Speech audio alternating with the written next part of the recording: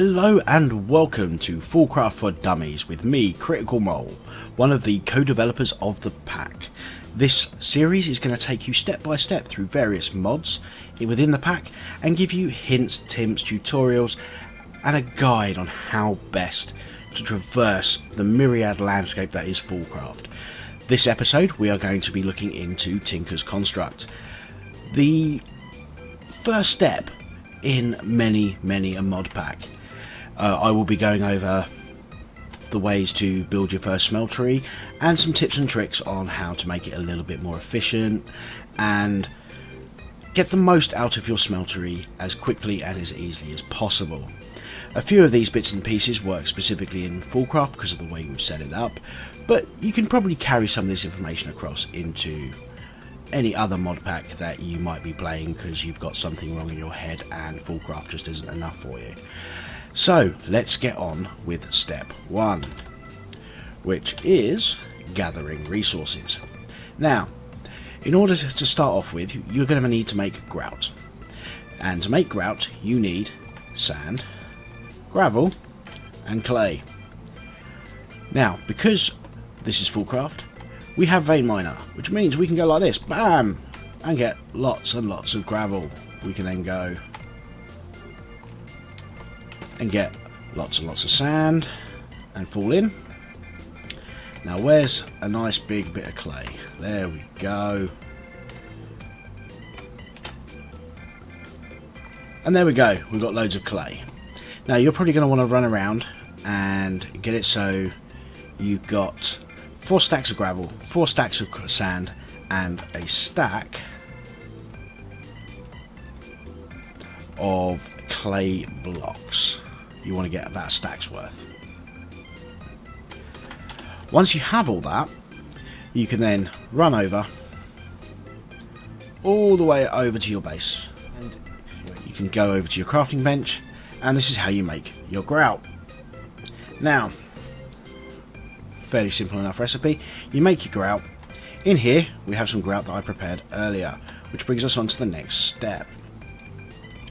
We can take our obscene amount of grout, which, let's be honest, we're not going to really need more than a stack for what we're going to do next. In FoolCraft we have block armour, and as if you've been following the Fools, you will be introduced to the wonderful world of furnace armour. Now, in FoolCraft you only need 2 pieces of the set to get the set bonus, which is auto smelt, which will make the next step super easy. So if we put on our armour, and then what we're going to do is we're going to go and put down our grout.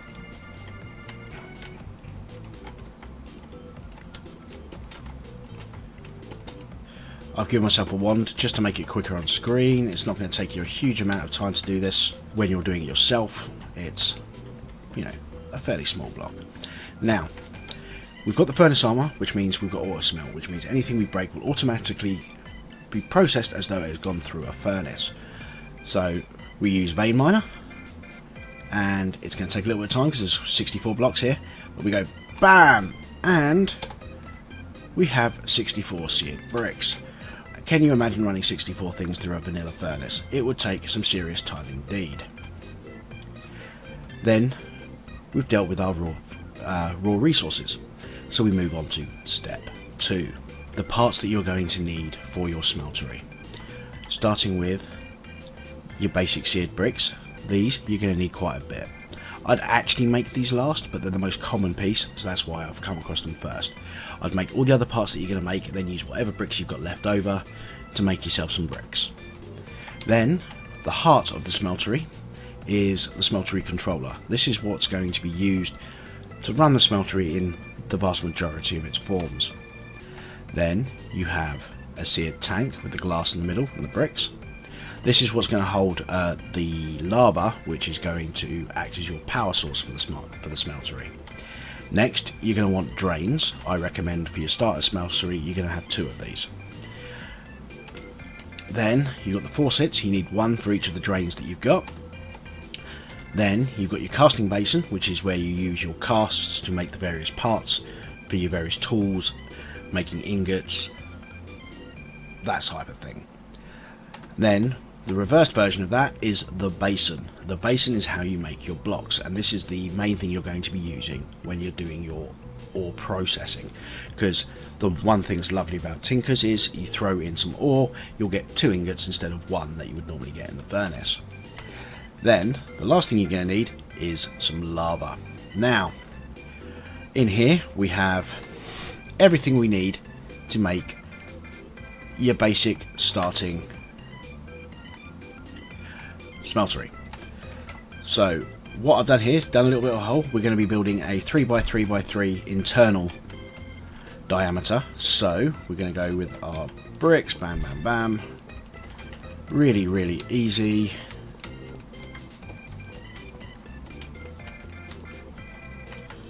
Like this. You don't need the corners filled in. You can fill them in if you choose, but it's purely aesthetic at that point, and there's reasons why you might not want to, which we'll go over in a little bit. Now I'm going to place my seared tank here so it's near the lava. I'm going to place the smeltery controller in the middle here, and then we're going to place a drain here and a drain here. Put a faucet on each. Put down our table and our basin, and then it's a case of, I'll use the wand, but you can just place them down manually. Go like that, and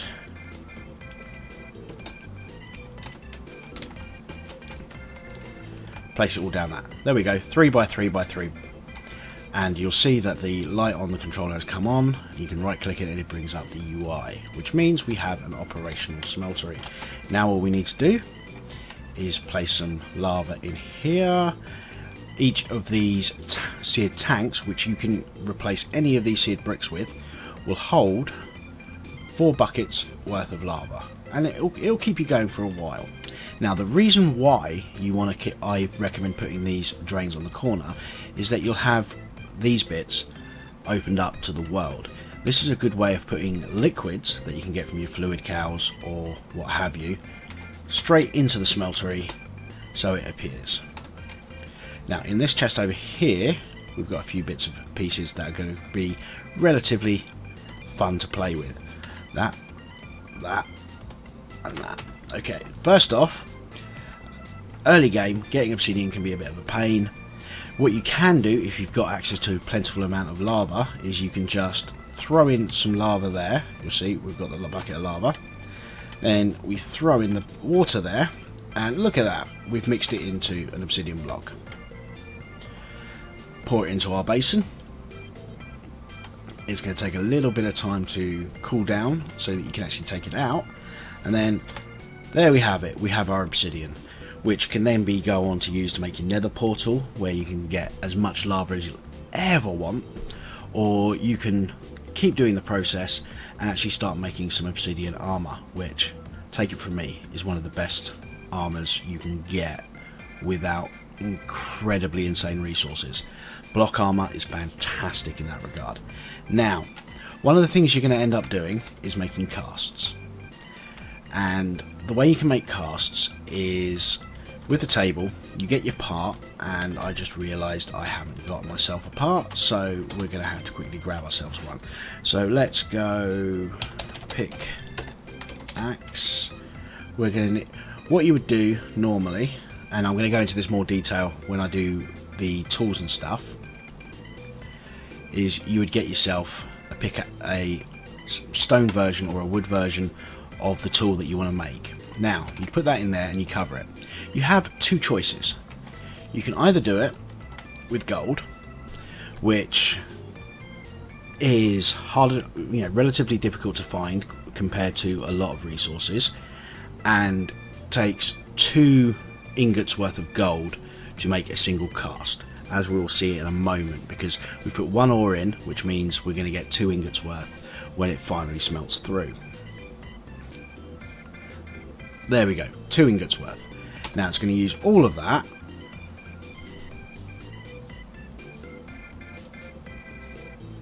and use up the head, and we get a pickaxe cast head. Now here's the bit which you're going to want to think about.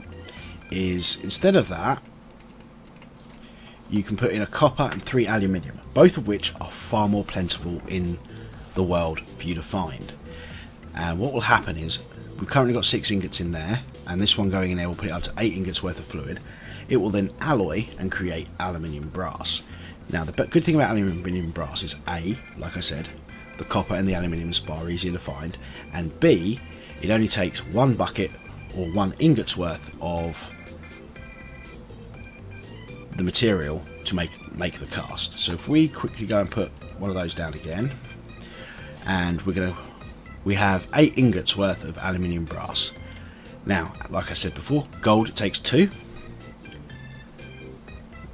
There we go, we have our second cast, and we have 7 ingots left. So that's a fantastic way of cutting down on how much resources you use for everything. You're using something more plentiful, and you're using less of it. Next step is the world of auto processing. To do this, all we need is one of these redstone clocks, which is very simple: redstone torch, a little bit of redstone, and some smooth stone. Very easy to get. Then we're going to need a lever, and we're going to need some redstone. Well, the redstone's only if you want to automate multiple points. At the moment, we don't really need to do that. So all you need to do is place the redstone block above there, and it will start pouring everything that's in there out. Now the reason for the lever is, by applying a redstone signal, the timer will stop, and all of this will go. So you put that in there, switch that on, and it will start giving you blocks upon blocks. Now you can place hoppers underneath and put them into chests, all that sort of jazz, and you're away and going. But this is just your basic smeltery. There is so much more you can do with it, and you can also make it a little bit easier on the auto processing. And to do that, we need to deal with what's behind this wall. Behind the wall we have this, a much bigger smeltery. We've got extra in the way of lava, and along the side here you can see we've got 1, 2, 3, 4, 5, 6, 7, 8, 9 drains. But these drains do not have faucets. The reason these don't have faucets will become apparent very, very soon. So what we're going to be doing here is getting a casting table and some basins. We've got some buckets, not that we really need them. As you can see, we've got item conduits, we've got ender fluid conduits, and we have a chest. The reason for all of this will become clear. Oh, I'm still in creative. Oh well, we'll do it in creative. That'll make it easier. We're going to place down our chest there, and then run item conduits all the way along here. This one is going to be one on insert, but we're also going to want to be able to get down and affect these in a little bit. So do that. So the idea is we're going to be feeding all of this into there. Now, on a big smeltery like this, you're probably still going to want to occasionally get stuff out on your table, but most of the things we're going to be dealing with are going to involve our basins. So what we're going to do is go along, put all these basins along like that, and yeah, I'm going to need to go down one more. And the idea being, all of these are going to be permanently set to take out stuff from the basins. Now the reason why you do this is simply, as soon as it's full and it's cooled down, it will turn into a block, it will get dragged out, and it will end up in your storage over here. I mean, the big question is, how are we going to set this up so it's all automated? That is where the ender fluid conduits come in. We're going to set all these up like this, And then we're going to go in here and get a wrench. Oh, no, that's a wooden wrench, not a Yeti wrench. And then we're going to make it so each drain only goes to one basin. Now what we can do here is we can put in, let's get ourselves some ore, iron. Actually, let's do this the easy way. Yeah, we'll get ourselves some iron. Now, what we can do is throw that in here and let it smelt down. Now with these are going to be put into inserts. And we'll do this while the iron is smelting down. There is going to be one big warning coming up regarding doing this, and that's in the realms of alloying. As you know, you put things, various bits and pieces in there, like we did with the aluminium and the copper, and they'll become aluminium brass. With this method, you're not really going to want to do that, so you're probably going to want to split it into multiple smelteries. So we're going to open up here, and we're almost done with the iron. This is where we're going to need the bucket. We now have 2 ingots worth in there. Now if we go like that, oh that's right. I need a faucet. The setup takes a little bit of time, but it's worth it, believe me. So what we're going to do is run the iron into there. The iron comes out and you end up with a molten iron bucket. Then what we do is we go to our first one, we'll change it to extract, filter, whitelist, and then that will now accept molten iron coming out of here and will automatically fill it up. Look at that, we've got 13 blocks and 2 ingots worth in there. Now this basin here will always have iron that's in the system being dragged out of there and placed into there. You can then do this with all the other types, so you can have one for your gold, you can have one for cobalt, you can have one for anything that you can think of under the sun that will go through the smeltery. Like I said though, you're probably going to want to set up a couple of these and split up your usages, because common things that for alloying is copper. There's a few with aluminiums, a couple with iron, but they're a little bit rarer, so you're not going to run into much of a mix.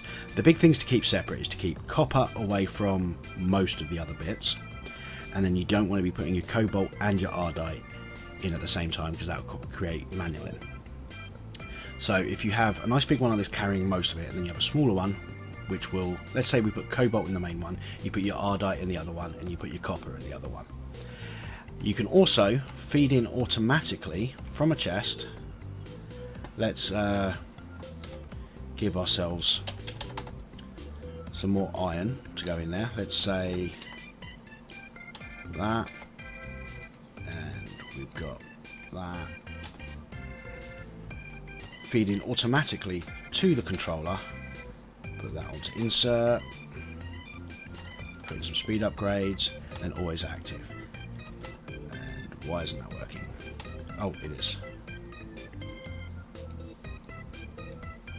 Oh, that's why. It's because I haven't put the iron in. There we go. As you can see, that just moved all the iron into the smeltery to be processed. You can use filters in these, so only the blocks, the ores that you want end up in there, etc. One little bit of tip I'll have regarding your smelteries when you can is they become a very good place for mobs to spawn. So having a mega torch somewhere in the vicinity so the mobs don't spawn inside your smeltery is a good plan. That otherwise they'll go in there, if there's something in there they'll end up dying and you'll end up with loads of blood in your smeltery for it not to be dealt with. Although blood can be brought out of your smeltery into a casting table and it'll give you a ball of blood, which can then be used in a slime generator from extra utilities. So there we go. That's your gathering resources, making your bits and pieces for the smeltery, creating your smeltery that you'll be using at the very onset, basic automation, and a little bit more on more advanced automation. One last thing for you, the big wall. Behind this wall is the biggest smeltery you can make, and it still function as a multi-block. And there we have it. This is an 11 by 11 by 11 dimension smeltery. Any bigger than this and the multi-block will not function. And as you can see, there is a lot of space in here. Realistically, you're never really going to want something this big. It's just not going to be used. One of these will do you for the vast majority of your processing needs, and then you might want two more like this one over here. One to deal with your copper and your ardite, and another one for making your tools. We'll go over making tools in a later episode. For now though, what I'd like from you down below is the usual of, like, subscribe, etc, etc, etc. But I want to hear from you about what it is in FoolCraft that you'd like to have more information on. What would you like me to make episodes on in the future? And if you have any questions regarding what I've said in here, I'm going to be as active as possible in the comment section. I would love to get loads of them, and hopefully I will see you again in the very near future. That's it, me.